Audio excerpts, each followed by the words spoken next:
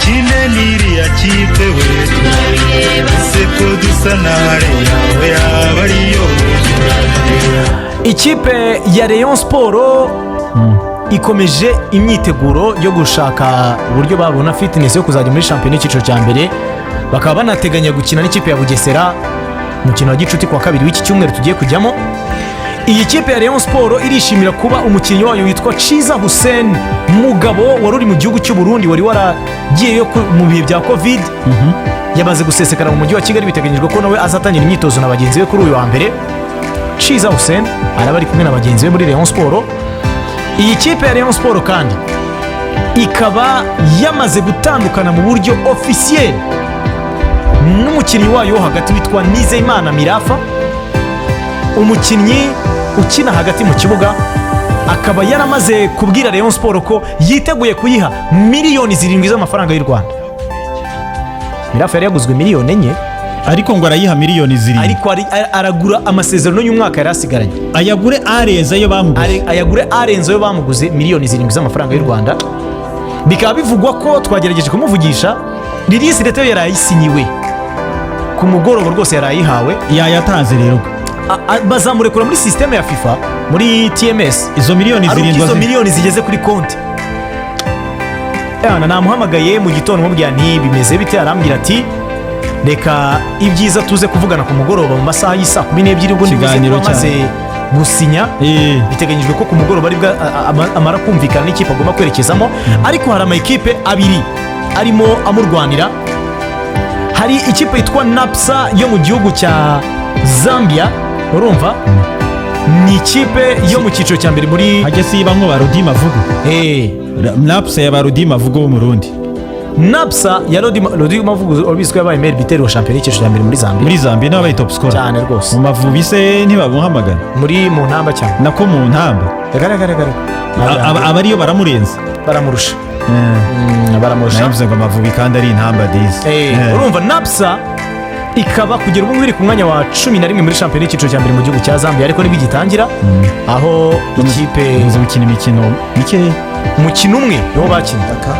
Ni umukino umwe wonyine, ushaka gutakaza rimwe ku munsi wa mbere ugahita uba n'uwanyuma, birashoboka. Wana kabisa. Ni Napsa kugera ubu ngubu umuntu yavuga ati irashaka uyu witwa Nizeyimana Mirafa, ariko akaba anashakwa n'ikipe yitwa Al Ittihad Tanji yo muri Maroc. Gusa yiri muri zone relegable, nahoze ndeba mbona ni makipe ya nyuma muri shampiyona y'icyiciro cya mbere mu gihugu cya Maroc, Motora League. Uyu mukinnyi akaba yararimo ambwira ati ndaguha kugera saa 12 z'umugoroba, aho ndi bubona kubwiye nti nderekeza hagati ya Zambia na Maroc. Ni amakipe abiri arimo kumurwanya, ariko icyo nakubwira nuko uyu mwaka utaha imikino atazakinira Rayon Sport. Ese izo kipe ebyiri byanze se bivuga ngo ntazakina Rayon Sport, ese muri Zambia byanze no muri Maroc bikanga, byagenda yamaze kuba released, nuko ngo yagiye gusaba ko bamurekura afite icyo yizeye, icyo asigaje ni ugusinya. Ndizera ko yabyitondeye uyu muvandimwe Mirafa kabisa. Urumva ibyo muri Rayon Sport ubwo yo irakomeza umwiherero, iranakomeza imyitozo. Mirafa bikaba biteganyijwe ko ngo agomba gutangira procedure zo kujya hanze y'u Rwanda muri iki cyumweru kiri imbere. Ariko tuvuye aho ngaho muri Rayon Sport mu makuru meza, reka tujye mu makuru mabi. Rayon Sport iri ku rutonde rw'amakipe 5 yamaze gufatirwa ibihano na Federation y'umupira w'amaguru mu Rwanda. Yewe si Rayon Sport gusa, ni Rayon Sport ndetse na APR Football Club. Cyane na makipe nka Rayon Sport gusa, amakuru ufite nuko yakinnye umukino wa gicuti na Alpha itabiherewe uburenganzira. Nicyo kintu bahaniwe. Bahaniwe gukina umukino wa gicuti na Alpha batabiherewe uburenganzira, noneho ukanaba no muri kondisiyo mbi z'abafana bari buzuye kuri senyenge za hariya mu Nzovu, buzuye kabisa babyiganye. Match itanarangiye, match ntiyanarangiye kandi Ferwafa yari yavuze ko byanze bikunze ari birangiye. Federation y'umupira w'amaguru mu Rwanda rero yahise ikora icyo bita etude, gusubira inyuma bakareba niba abantu barimo bubahiriza amabwiriza. Urumva basanga ari amakipe arimo ahonyora amategeko, kandagira amategeko, icyo bita guhonyora. Urumva Ferwafa ifite amategeko yatanze agenga imikino ya gicuti mu gihe cya covid none bo barimo barakina imikino ya gicuti batayisabye uburenganzira. Byabaye ngombwa ko tubaza ubuyobozi bwa Federasiyo y'umupira w'amaguru mu Rwanda, by'umwihariko umuvugizi wayo yitwa Jules Karangwa, ni umuvugizi wa Ferwafa wungirije, akaba yatubwiye amakipe yahanwe n'impamvu yahanwe n'ibihano yahawe. Reka tumwumve Jules Karangwa ubundi tugaruke mu kanya. Amakipe yahanwe ni amakipe yanyuze ku ruhande rw'amabwiriza asanzwe agenga amarushanwa, avuga ko ndetse n'amategeko shingiro avuga ko ikipe yitegura umukino wa gishuti igomba kubanza kubisabira uburenganzira ikabuhabwa na federasiyo. By'umwihariko rero no muri ibi bihe byako turabizi neza ko byo ni ikintu dushyizeho imbaraga cyane, kuko ikipe minisiteri kugira ngo twemerere gusubukura ibikorwa by'imikino, gutegura imikino ya gishuti nayo ikabutanga. Ubwo urumva noneho ko ari izindi nshingano ziyongereye ku zisanzwe ziriho muri ayo mategeko ya Ferwafa nk'uko nari maze kubivuga. Ubwo rero nyuma yaho bimaze kutugaragarira ko hari amakipe amwe n'amwe yifataga gutegura imikino ya gishuti atabisabiye uburenganzira nk'uko biteganywa n'ayo mategeko ya Ferwafa, nk'uko biteganywa n'ayo mabwiriza minisiteri yashyize hanze.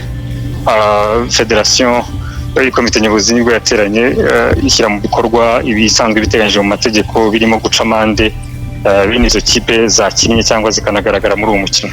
Nicyo cyabaye rero, ni amakipe 5 nk'uko mwabibonye.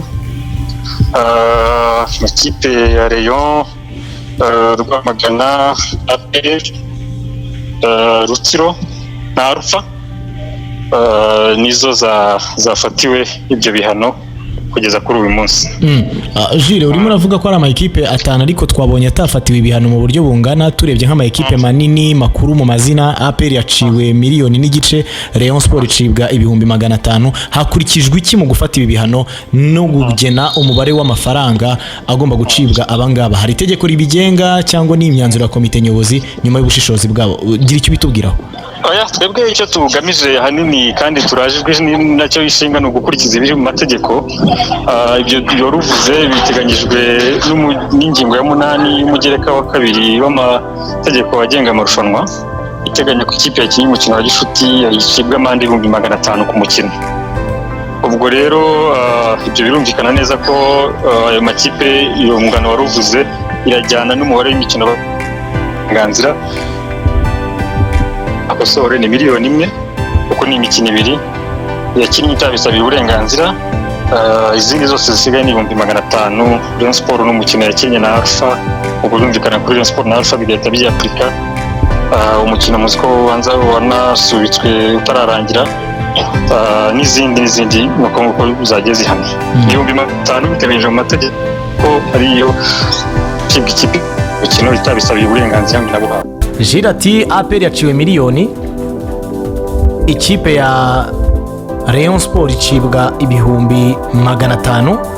Anima ekipe yahanwe ni Alpha ndetse na Rutsiro nazo zaciwe 500 na Rwamagana. Yewe ubwo nuko bimeze.